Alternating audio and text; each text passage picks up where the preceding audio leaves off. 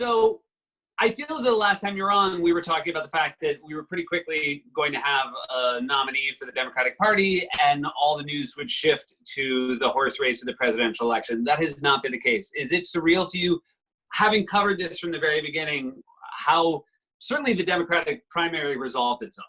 It's so surreal to think about, 15 or 16 months of intense focus. I mean, Kamala Harris's big announcement in the Bay Area with thousands of people, and the first debate and the second debate, and John Delaney getting his butt kicked by Elizabeth Warren, that all of that converged to a video probably shot on an iPad in the Vermont house of Bernie Sanders, beamed to the world amidst the worst pandemic in 100 years, and the economy on total lockdown, and half of the world's population essentially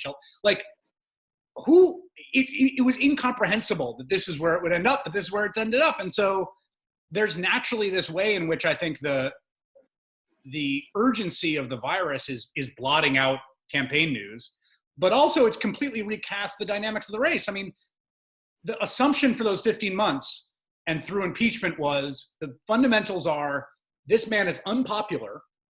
He's never been above 50%.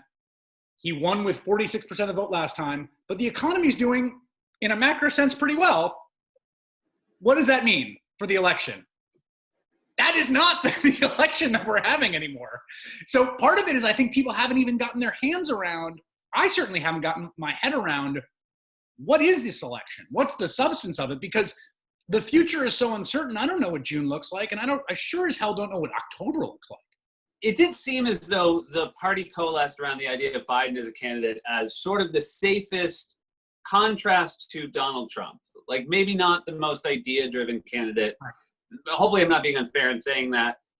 No, I think. And yet now we're in a situation that it is only contrast. It seems as though Joe Biden, who's not necessarily been out as much as you would expect a nominee for the presidency to be out in public, it seems like he's maybe just stepping back and letting people see the contrast. I think that's part of it. I mean, I do think that, look, one way to think about it is all re-election campaigns are referendums on the incumbent, unavoidably.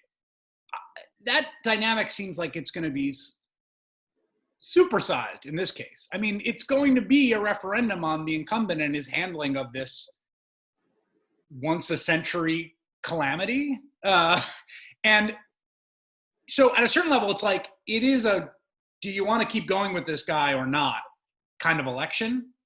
And you have to be present and illuminating your own ideas, I think, as the opposition party and as the opposition candidate.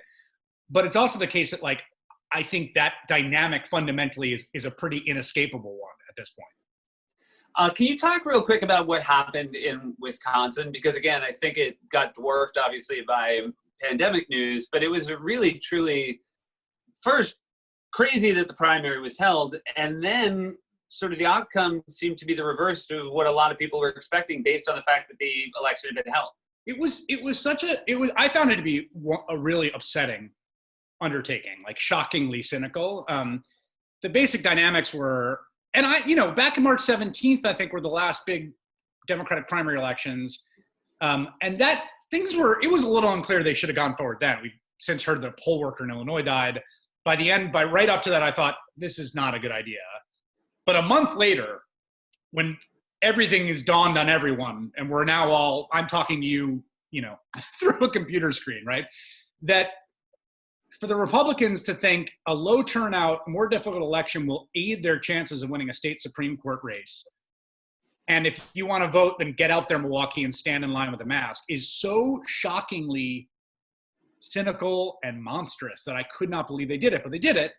And then everyone just assumed that those turnout effects would help the Republican, and the Republican kind of got his ass kicked. Like, you lost by 10 points. I mean, Donald Trump won Wisconsin by 23,000 votes.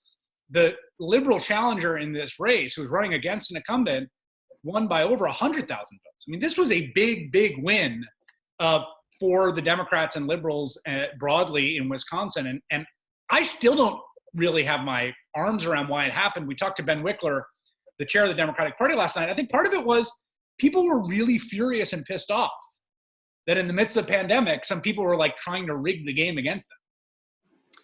Well, it does seem like a bad bellwether for the Republican Party, but I think, as you referenced earlier, it's impossible to know based on anything that happens this week what that means in June, what that means in October. Do you feel like the Democrats are doing enough right now to protect the election in November? That's a huge worry, and the answer is probably no, although it's not that they haven't tried, it's that they haven't prioritized it. So there's a fight in the CARES Act, which was the last rescue bill that was passed, over funding for universal mail-in voting. And Democrats, Mitch McConnell's given $100 million, and Democrats wanted $2 billion, and they ended up getting north of $400 million. The problem is, like, it's up to the states in some ways. They need the money from the federal government, but some states aren't probably going to do it because they don't want to do it. So you would probably have to pass some sort of universal mail-in voting required legislation. Ron Wyden and Amy Klobuchar have worked on that.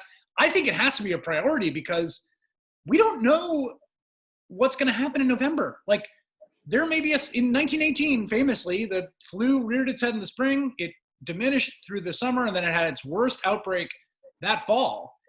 And can you imagine a 50-state version of Wisconsin? I mean, that it would just be both a public health and democratic legitimacy debacle. It's a nightmare scenario that I think Democrats need to focus much more energy on preventing.